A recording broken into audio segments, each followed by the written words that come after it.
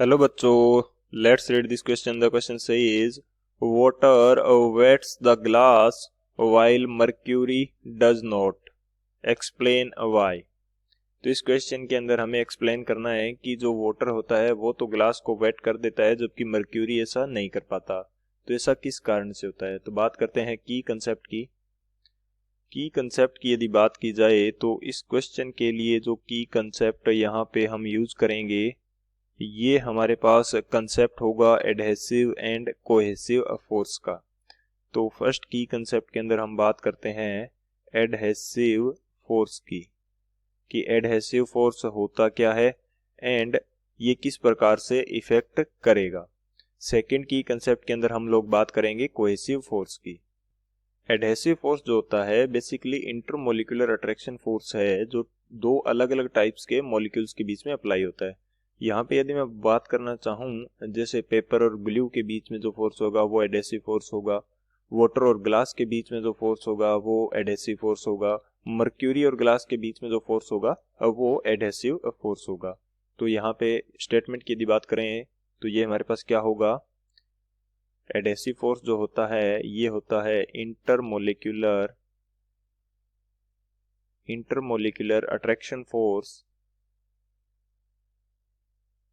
Intermolecular attraction of force which is effective between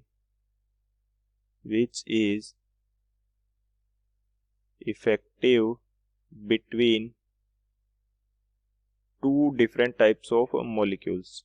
Between two different type of molecules. Different type के यदि molecules हमारे पास हैं तो इनके बीच का जो फोर्स होगा ये हमारे पास क्या होगा.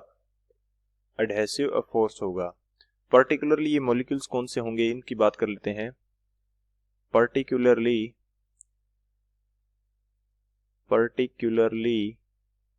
between molecules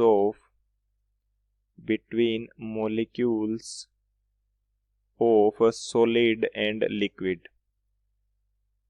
solid and liquid. अब यदि इसकी एग्जांपल की बात करें तो ये हमारे पास कौन से हो जाएंगे. ग्लास. यहाँ पे यदि बात करें ग्लास एंड वाटर के बीच में जो फोर्स होगा वो क्या होगा. ये हमारे पास होगा adhesive force. Paper and glue. तो इन दोनों के बीच में जो फोर्स होगा वो हमारे पास कौन सा फोर्स होगा. Adhesive force. तो यहाँ पे यदि देखा जाए तो एक फेज इसकी सॉलिड होती है और दूसरी क्या होती है लिक्विड. तो ग्लास यहाँ पे सॉलिड है, वाटर लिक्विड है. इसी तरह से यहाँ पे पेपर सॉलिड है और ग्लू लिक्विड है. ये हमारे पास कंसेप्ट रहता है एडहेसिव फोर्स का. अब सेकंड जो कंसेप्ट है वो बात करते हैं हम कोहेसिव फोर्स की. कोहेसिव फोर्स भी हमारे पास इंटरमोलिकुलर अट्रैक्शन फोर्स है जबकि ये काम करता है सेम टाइप ऑफ मॉलिक्यूल्स के बीच में. ये भी हमारे पास कैसा फोर्स है. इंटरमोलिकुलर अट्रैक्शन फोर्स है. ये भी इंटरमोलिकुलर अट्रैक्शन फोर्स है और वर्क किसके बीच में करता है. Works between same type of molecules.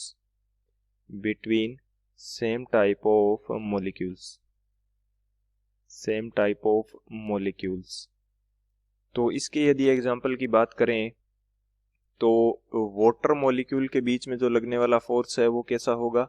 Cohesive force. इसी तरह से मर्क्यूरी के बीच में जो लगने वाला फोर्स है वो कैसा फोर्स होगा. बीच में जो लगने वाला फोर्स होगा वो कैसा फोर्स होगा. Cohesive force.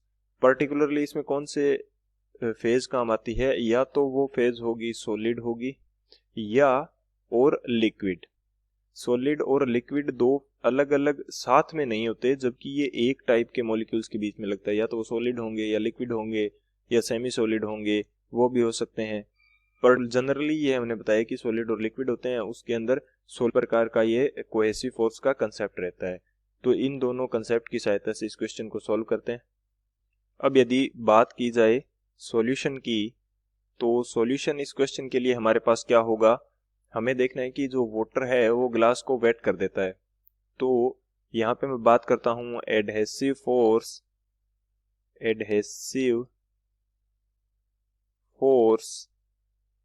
Between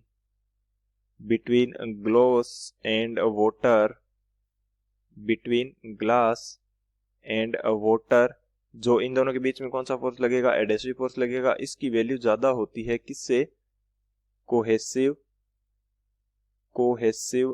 force between water molecules.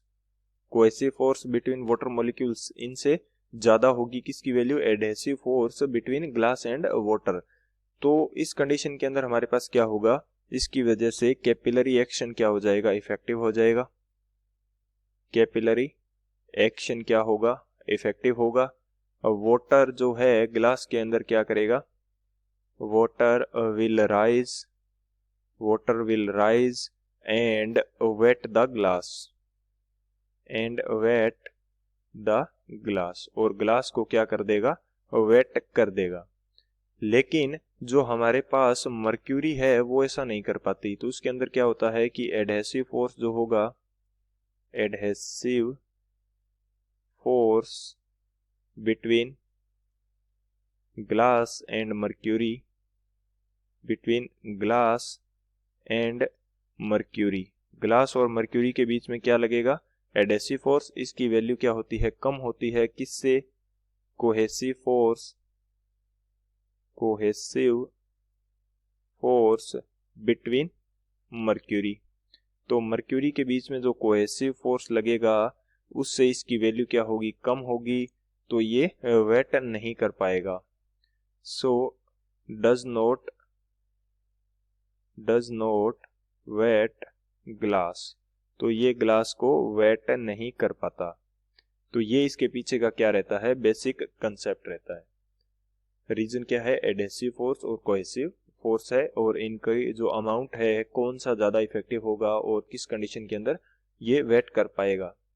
तो ये जो हमारा कंसेप्ट हो गया एडहेसिव एंड कोहेसिव फोर्स का, इसकी वजह से कोहेसिव फोर्स ज्यादा होने की वजह से मर्क्यूरी के अंदर ये वेट नहीं कर पाता। So this is the final answer. I hope you understood it well. Best of luck. Thank you.